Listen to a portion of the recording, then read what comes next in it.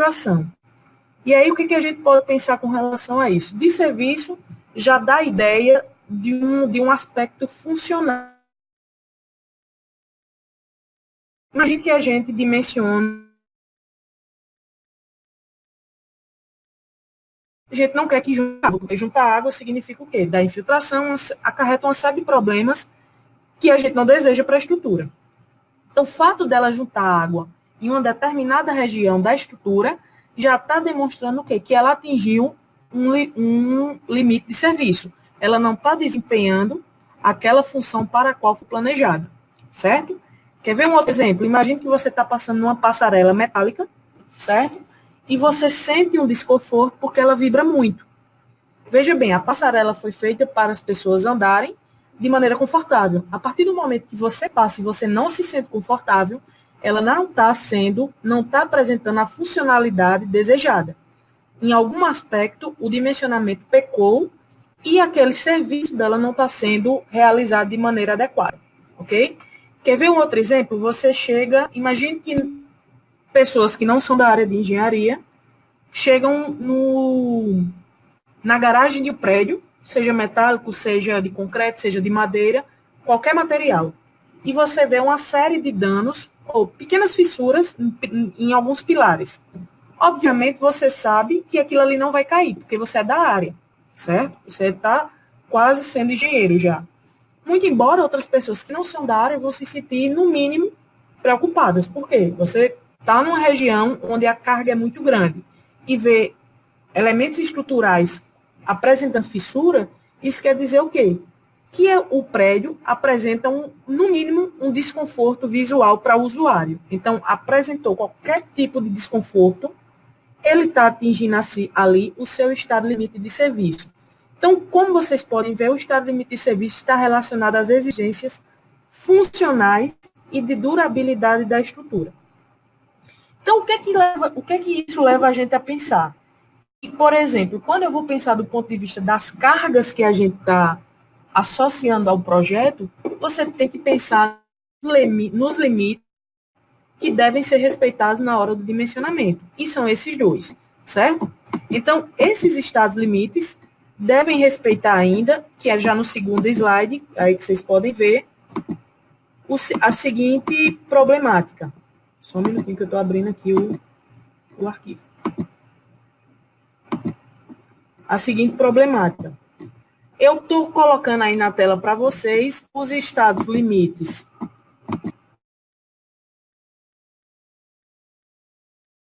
Último, estado limite de perda, equilíbrio da estrutura, um corpo rígido. O que seria isso? Imagine que você tem a estrutura se comportando como um corpo rígido e em algum ponto dela ela perde o equilíbrio. O que é que quer dizer ali? Que nesse ponto a estrutura atingiu o seu estado limite último. E a partir daí ela não pode ser mais utilizada. Um outro tipo de estado limite deve ser verificado. Ruptura de uma ligação ou de seção. Quando a gente pensa em estrutura metálica, obrigatoriamente a gente tem que pensar em quê? Em ligação. Por quê? Porque para você construir uma estrutura metálica, ela é toda moldada. Moldada de que forma? Você vai fazer aquela estrutura ligando peças. E essas peças são ligadas por solda ou por quê? Por parafusos, elementos que vão ligar uma peça a outra. Qualquer problema que eu tenha nessa ligação vai colocar o quê? A estrutura em problema. Então, se um elemento desse rompe, a estrutura como um todo vai romper. Porque quem segura essa ligação entre duas barras é exatamente, digamos, esse parafuso. Se ele apresentou qualquer fissura ou qualquer tendência a fissurar, a estrutura vai colapsar, porque ela vai romper e não vai ter o elemento que liga uma parte à outra. Então, ela vai chegar na ruína, certo? Então, esse é o segundo estado limite último que deve ser verificado.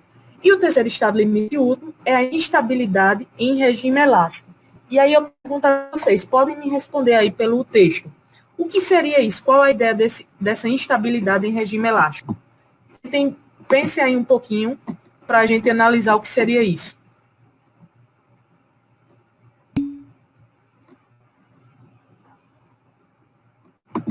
Tá falhando a voz? Tá falhando a voz para todo mundo? Como é que é?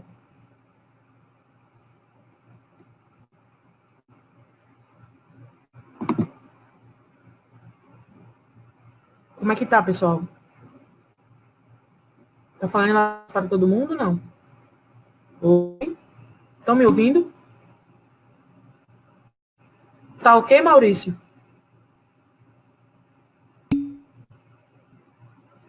Ok. Eduardo, tenta ver algum ponto aí da conexão, pode ser que esteja dando algum probleminha na conexão. Certo? Mas voltando aqui, qualquer coisa, Eduardo, você me dá um toque aí, eu perdi a conexão e aí eu repito para você, ok? Beleza. Qualquer coisa você me pergunta que eu volto e repito para você. Bom, então vamos lá. Voltando aqui à nossa discussão. Quem pode me dizer aí o que significa essa instabilidade em regime elástico? Lembra da nossa aula passada que vocês fizeram os grupos para defender quais as características do aço, quais as vantagens, quais as fases do comportamento dele? Bom, e eu mostrei um gráfico para vocês onde a gente tinha a fase elástica e a fase plástica. Pois bem, quando a gente fala em fase elástica, o que acontece? A tensão é proporcional à deformação e, portanto, se eu aplico uma tensão na minha barra, ela se deforma, como em qualquer tipo de material. Se ela está no regime elástico linear, o que acontece? Ao retirar essa tensão, a peça volta para o seu estágio indeformado, certo? Então, qualquer comportamento dentro do regime elástico linear que não obedeça essa regra básica da lei de Hooke, a gente diz que ela tendeu a apresentar uma instabilidade do regime elástico, ou seja, você sabe que aquele material, até uma certa tensão, ela está no regime elástico linear e, portanto, sua deformação volta assim que você retira a tensão aplicada. Se você aplica uma tensão e ela não voltar, obviamente, dentro do limite daquela fase, e se ela não voltar ao seu estágio deformado, ela apresentou um comportamento inadequado para o regime elástico. Portanto, apresentou instabilidade. Ok? Ficou claro ou não? Se surgirem dúvidas, pode ir perguntando, certo? Posso dar sequência? Todo mundo entendeu?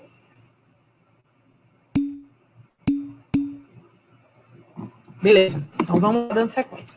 Quando a gente fala em estado limite de serviço, eu tenho 3 aspectos para analisar, que é o que? A deformação excessiva, danos locais excessivos e vibrações excessivas.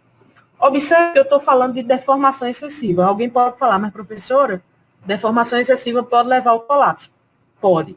Mas quando a gente pensa em estado limite de serviço, deformação excessiva não é uma deformação que vai gerar um colapso na estrutura. O que ela faz? É uma deformação visível. Se você entra, imagine que você entra num galpão ali no IESB, que tem várias vigas metálicas. Se você observa que uma viga tem uma flecha muito grande, ou seja, ela está muito fletida, tem uma flexão exagerada, o que acontece? O prédio ele é todo hiperestático. A gente já sabe o que é um conceito de uma estrutura hiperestática.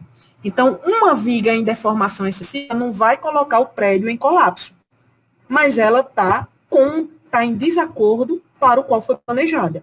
Portanto, é uma deformação excessiva que atinge o estado limite de serviço. Tá claro? Ela pode ser excessiva, mas que não apresente risco de colapso. Por isso que a gente coloca ela no critério de estado limite de serviço. Tá claro? Depois nós temos danos locais excessivos. Quer ver uma coisa? Imagine que você está entrando numa construção toda metálica. Mais uma vez na garagem. E você vê várias partes de colunas metálicas com ferrugem, com corrosão. Querendo ou não, isso representa um dano, não representa? Se de 20 colunas, 10 estão com esse aspecto de corrosão, o que acontece? É ruim? É prejudicial para a estrutura? Claro que é. Mas isso não vai representar o colapso da estrutura porque teve o aparecimento de corrosão, pequenas corrosões. Eu não estou dizendo que é a coluna toda com corrosão, porque se for a coluna toda, isso é um outro tipo de problema, certo? Se ela tem pequenos locais, regiões bem localizadas com esse tipo de problema, são danos locais excessivos, que representa só o quê?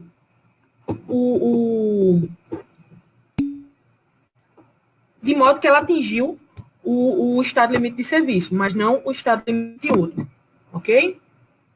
É uma situação reversível, exatamente, Tarcísio. Exatamente isso, era essa a palavra que eu queria dizer. Obrigada. Certo? O outro estado limite de serviço que a gente tem que pensar é qual? São as vibrações excessivas, que se adequam exatamente o quê? Eu falei da questão da gente passar numa passarela ou numa ponte metálica e ela vibrar excessivamente. Veja, é muito desagradável você passar numa estrutura que você começa por exemplo, pegar no guarda-corpo com medo de estar acontecendo algum problema mais sério. Toda estrutura vibra. Inevitavelmente ela vibra, ela tem uma frequência natural da estrutura, que vai depender da rigidez e da massa dela, certo? Se, por exemplo, você não tem umas passarelas, não tem como uma passarela ali entre um bloco e outro do IESB, não tem? Se ali fosse tudo metálico, imagine que você está passando ali e de repente dá uma rajada de vento. E ela vibra muito, o que acontece? É desconfortável. Claro que ela não vai cair por causa daquela rajada, certo? Mas é desconfortável para quem está passando. Outra coisa, ela pode nem estar submetida a uma rajada. O fato de você andar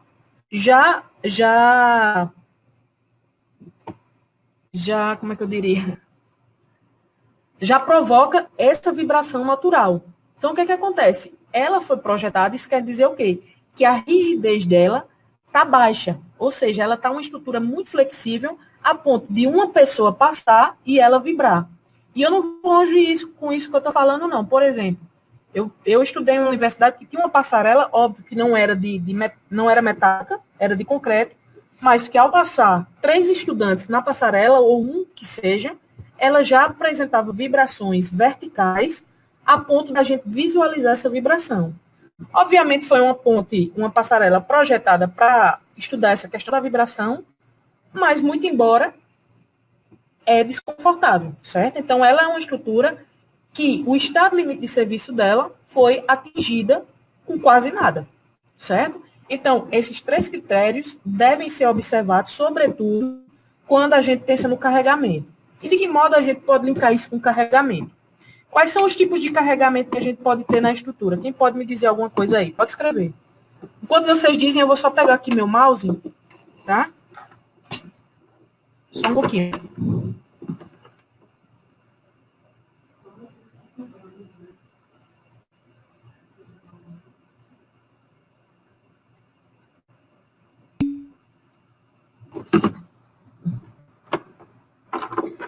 Exatamente, Tarcísio. São as cargas permanentes, variáveis e acidentais.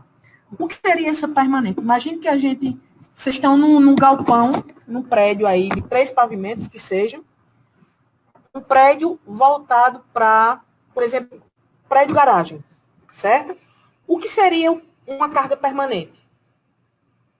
Podem me dar exemplos aí. Quero ouvir de vocês. Muito embora a gente não esteja assim conversando pessoalmente, mas vocês podem digitar para ter interações, né, gente? Peso próprio. Ok, o que mais? Ok, pode ser também. O que mais? Posso dizer que, por exemplo, revestimento entraria como carga permanente? Poderia, não é isso? Outra. Carga variável. Que exemplos a gente poderia ter? Ou seja, são cargas que estão variando, não necessariamente está ali o tempo todo. Beleza, Juarez. Ótimo. Vento é uma variável. O que mais? Posso dizer que os carros que estão atuando ali são cargas variáveis? Posso, não posso? Nem sempre eu vou ter o número de carros. As pessoas, perfeito, Tarcísio. A temperatura, Eduardo, ela pode entrar também como um carregamento, certo? Ela entra como um carregamento, muito embora a gente faça uma avaliação diferenciada. Eu não sei se vocês estão lembrados, mas só para linkar, ver a importância de móveis, Roberto, perfeito. Linkar a importância de outras disciplinas que vocês fizeram para trás, estão lembrados do que a gente fazia quando tinha temperatura em estrutura hiperestática, que ela aumentava as tensões. Estão lembrados, não é isso? Então, observe que quando o Eduardo coloca a temperatura como uma carga variável, deve ser considerada. Por quê? Se a gente está falando que a maioria das estruturas são hiperestáticas, o que acontece? Vai haver um acréscimo de tensões. certo? E se há um acréscimo de tensão, eu preciso prever isso na hora do dimensionamento, do cálculo e da combinação das cargas que vão atuar ali. Perfeito, certo? Então, como será que a gente deve fazer essa combinação de cargas? Veja, eu tenho alguns coeficientes de ponderação, certo? Na nossa norma, eu tenho aí peso próprio de estrutura pré-moldada, eu tenho o valor de carga para cada situação, certo? Quando a gente está falando de carga permanente, certo? Eu vou ter aí um coeficiente de ponderação das ações, que é igual ao quê? O coeficiente F1, que considera a variabilidade das ações, ou seja, eu estou pensando naquela carga, mas ela pode ter variações. Então, eu já uso esse coeficiente F1. O F2, que é a simultaneidade e da atuação das ações, ou seja, nem sempre todas as ações variáveis, permanentes e acidentais estão acontecendo ao mesmo tempo. E tem o gama F3, que é o quê? Alguns erros de avaliação do efeito da ação, certo? Todos esses valores aí, a gente pode estar encontrando na norma, certo? Na norma aí, 8.800, que é a norma de aço, certo? Então, para que a gente possa dimensionar o carregamento que vai atuar na minha estrutura, a gente sempre vai dimensionar pensando o quê? No sentido dela atingir o seu estado limite último. Por quê? Se eu dimensionei a carga no meu estado limite último, quer dizer o quê? Que ela está na pior situação que pode acontecer. Então, se ela resiste àquele tipo de carregamento no estado limite último, o estado limite de serviço, consequentemente, foi atendido. Concordam? Sim ou não? Está todo mundo entendendo? Está surgindo dúvida? Não, se não tiver dúvida. Se tiver dúvida, pode falar, certo? Então, tá a importância da gente linkar os estados limites com a combinação das cargas. Observe que no carregamento, eu vou sempre usar um D. Por que eu uso um D? Isso quer dizer que é de cálculo, certo? Quando a gente usa SD, é solicitação de cálculo, FD, carregamento de cálculo, e aí eu vou ter somatório do gama permanente,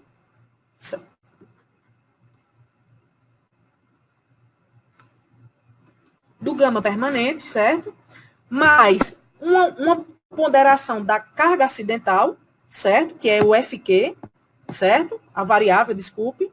E eu tenho um outro coeficiente aí de combinação das três, onde esse coeficiente vai depender do carregamento que a gente está considerando, certo? Se vocês olharem aí no slide 8, eu tenho aí, por exemplo, o exemplo do esforço normal é um elemento de treliça de aço do edifício comercial, certo? Por exemplo, eu vou ter o peso próprio, o esforço normal é de 100 kN, certo? A sobrecarga, 500 kN, o vento, 600 kN.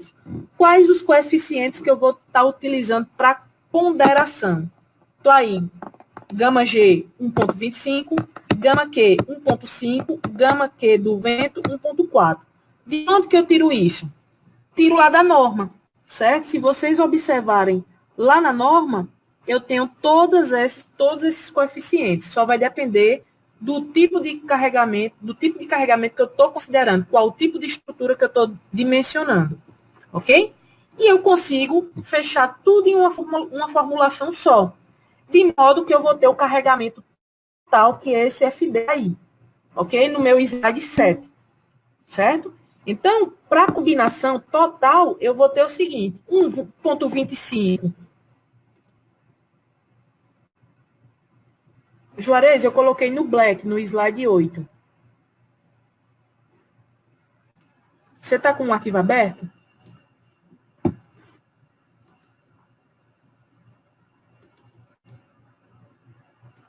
Está com o arquivo aberto, não?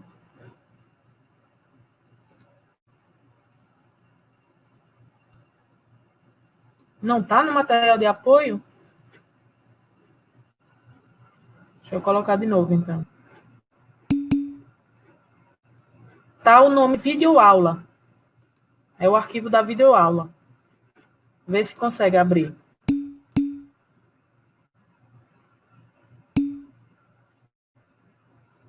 Achou? Tá todo mundo acompanhando o que eu tô falando, não?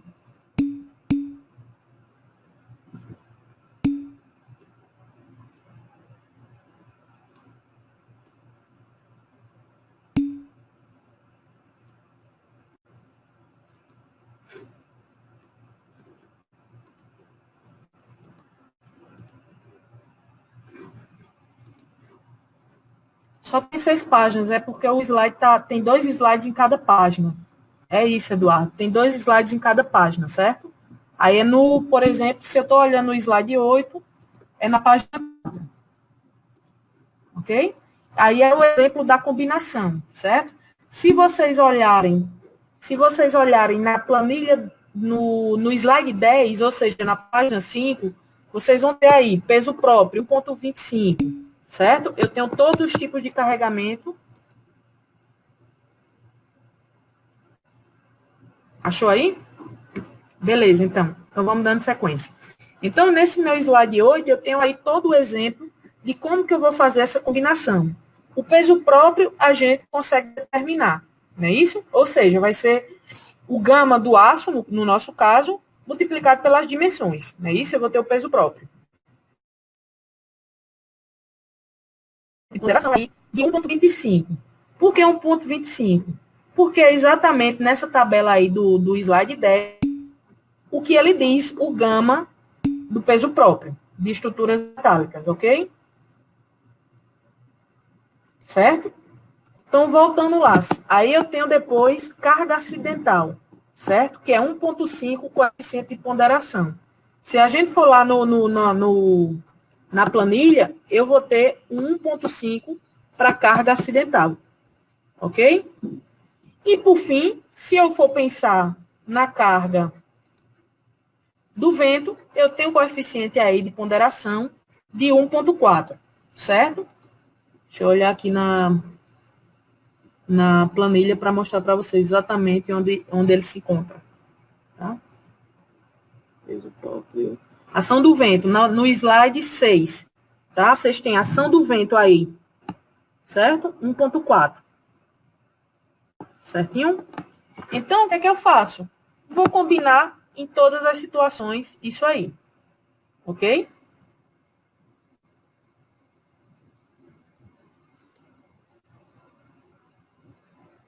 Certinho?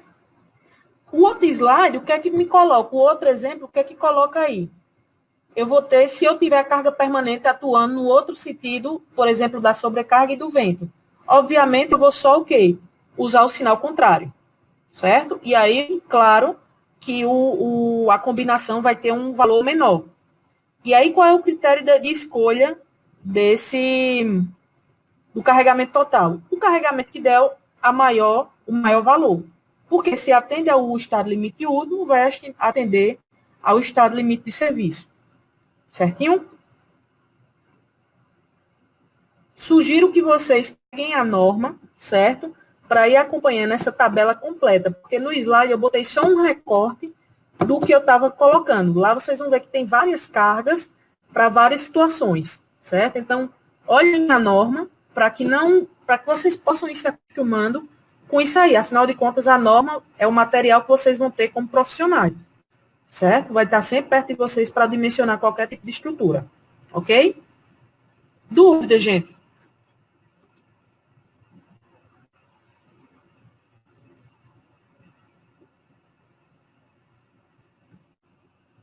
Alguma pergunta?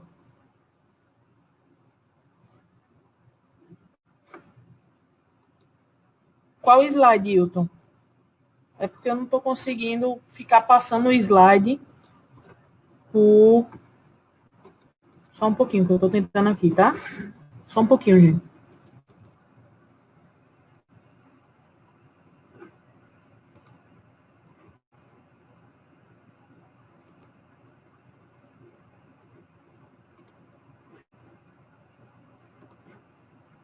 Vamos lá. Vou colocar agora.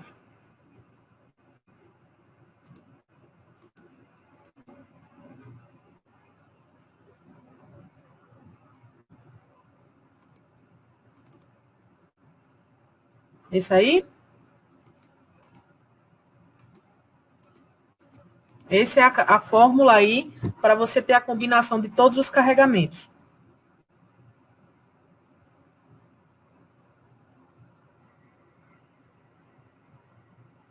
Perguntas, pessoal?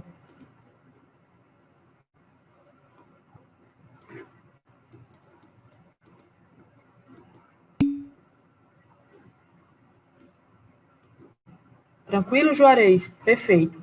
O que é que eu vou pedir a vocês? Peguem a norma, baixem a norma. Deixa eu só perguntar aqui um pouquinho a professora Patrícia. Patrícia, o IESB, ele tem convênio com as normas NBR? Tem, né? Ah, então deve estar disponível na internet também, porque quando compra, então vou dizer para eles procurarem a norma lá. Ah, ótimo, então. Gente, acabei de perguntar aqui, ó, o IESB tem disponível na Asa Sul, provavelmente na internet, o acesso às normas, certo? Então, vocês podem pegar. Óbvio que tem algumas pessoas que já têm essa norma, podem prestar, enfim.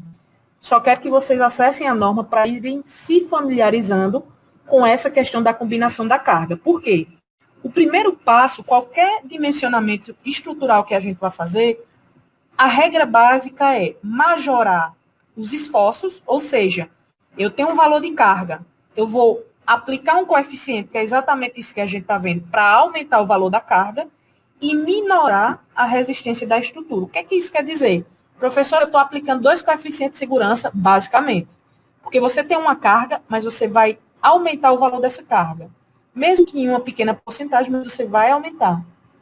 E depois você minora a resistência. Ou seja, digamos que ela resiste até 30 MPa, certo? Então, você vai minorar, vai dizer que ela só vai resistir a 25 MPa.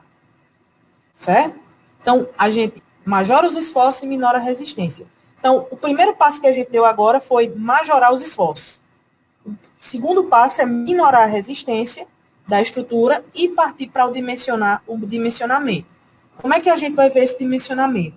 Dimensionar elementos estruturais à compressão. Dimensionar elementos estruturais à tração. Dimensionar elementos estruturais à flexão. Quando a gente pensa em tração, o que é que vocês lembram de resistência de materiais em relação a isso? Observe que eu estou numa disciplina de dimensionamento estrutural, eu já juntei com análise de estrutura e estou juntando com resistência de materiais. Então, observe que agora é um conjunto de todas as disciplinas que vocês viram na parte estrutural, certo? É preciso estar com isso fresquinho na cabeça, ok? Então, o que é que vocês lembram quando a gente está tracionando a peça? Como é que eu vou medir a tensão que vai estar atuando ali? Quem pode me dizer?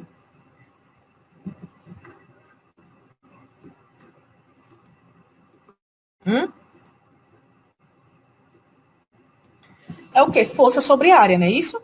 A força que vai estar atuando na minha peça dividida pela área da minha seção transversal, certo? Se eu estou com um elemento comprimido, uma barra com compressão, vai ser a mesma coisa, força sobre área, não é isso?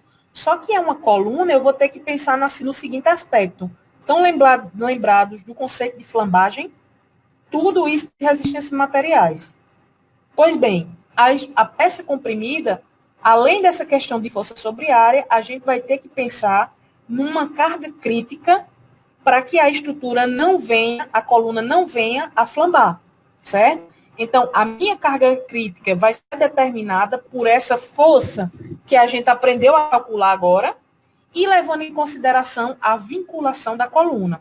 Se ela vai estar bem engastada, se ela vai estar bem apoiada, certo? Mas isso é uma coisa do nosso próximo encontro. Eu só estou tentando fazer o link do que vocês viram das disciplinas passadas, do que a gente está vendo hoje e o que a gente vai ver no próximo encontro. É exatamente isso, Juarez.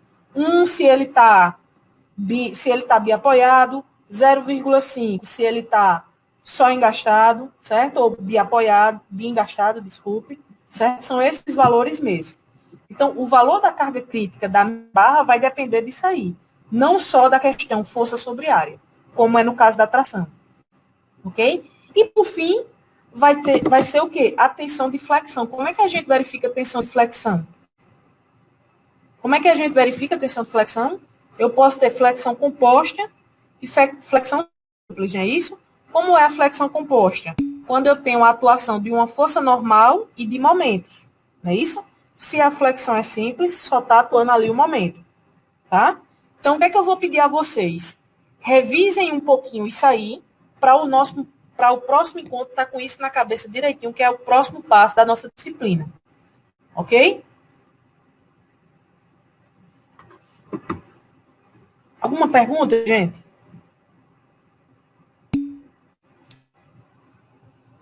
Alguém estava me pedindo um exemplo prático. No slide. Certo. Tem um exemplo que eu acabei de mostrar, prático, no slide 4, na folha 4, certo? Na verdade, eu tenho duas situações. O esforço normal é um elemento de treliça, que é de aço de um edifício, certo? Tem um exemplo que eu acabei de comentar, onde a gente está levando em consideração o peso próprio da treliça, uma sobrecarga, que a gente precisa sempre considerar, e o vento. Professora, essas cargas já estão ditas para mim vão ser essas. Eu já estou dizendo. O que é que você vai precisar fazer? Combinar essas cargas, que é exatamente por meio da formulação que você tem aí no slide, na página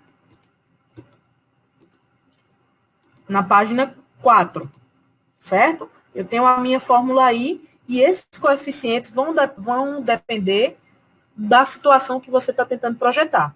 Tá claro?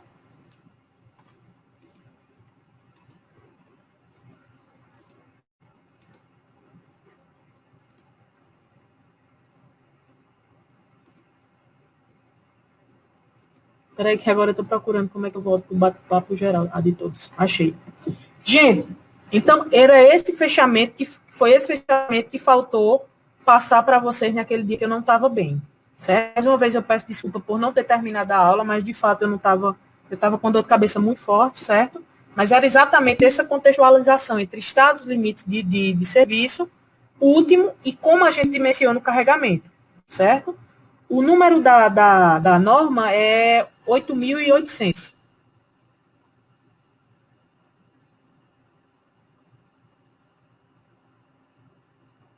Certinho? Alguma pergunta, pessoal?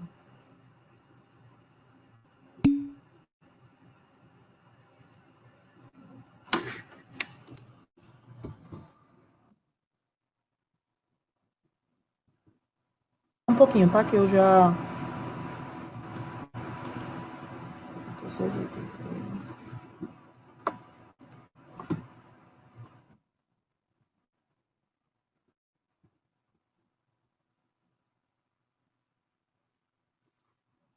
Essa norma 86 e 81 pode ser usada também no dimensionamento do carregamento, das ações, certo? Mas a consideração dela tem muita coisa já na norma de aço mesmo, que é isso que eu estou passando para vocês. Como que a gente combina essas cargas variáveis, tá? A norma de estrutura metálica é a 8.800, ok? 8800. Certinho? Mais alguma dúvida, pessoal? Querem perguntar mais alguma coisa? Não?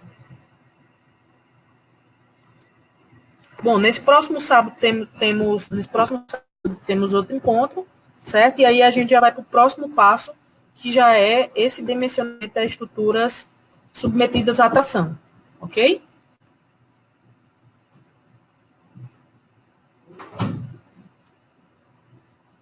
Podemos encerrar, não? Ou vocês querem fazer mais alguma pergunta?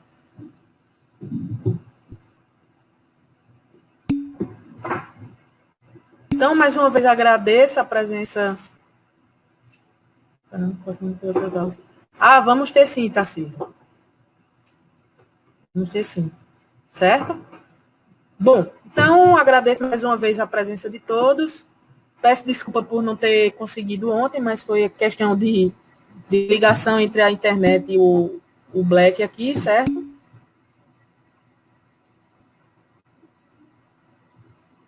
Pode ter, não tem problema não, certo? Pode colocar, tá? Então, boa tarde a todos, bom resto de tarde e que bom, Kelly, que gostou, certo? Fico feliz, tá? No sábado nos encontramos novamente, tá bom? Bom, então dê uma estudadinha nisso aí, tentem relembrar a questão de tensão de flexão, certo? Tensão composta, tensão de flexão simples, ok? Para que isso fique bem fresquinho na cabeça para a gente utilizar, ok? Então, mais uma vez, boa tarde. Tchau, tchau. Até sábado. Imagina, não precisa agradecer. Tchau, gente.